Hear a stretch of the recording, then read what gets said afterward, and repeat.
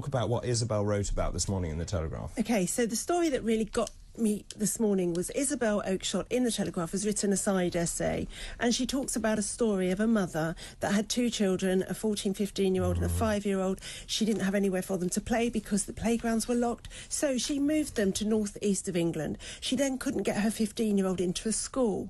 He became so terrified watching the news bulletins and looking at the papers of COVID that he refused to even have a window open in the house. He couldn't go to school. He couldn't see his friends. He was terrified that he was going to die from COVID.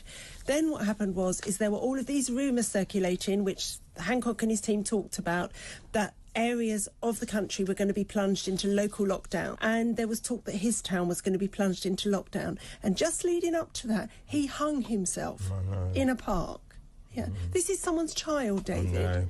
And this was purely for fear. This child was not at risk of dying from COVID, but they allowed him to believe that he was, and that he might kill Grandma, and he killed himself, and he's not the only one. He was frightened of the air because of what the government said to them. He wore a mask everywhere because he was so frightened. He started putting on weight because he couldn't then obviously exercise because the draconian authorities, as you rightly say, had stopped the parks being open.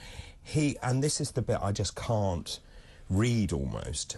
He told his mother he was popping out to the shops and he never returned. I mean, it just goes on. I mean, he wanted to study computer science. He hanged himself 3 days later.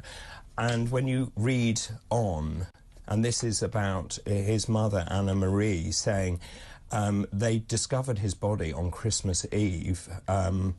He was then cremated. This is this young boy.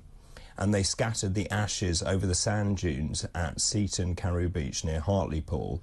And this just got me this morning. And his mother just said he went off on the wind. The wind.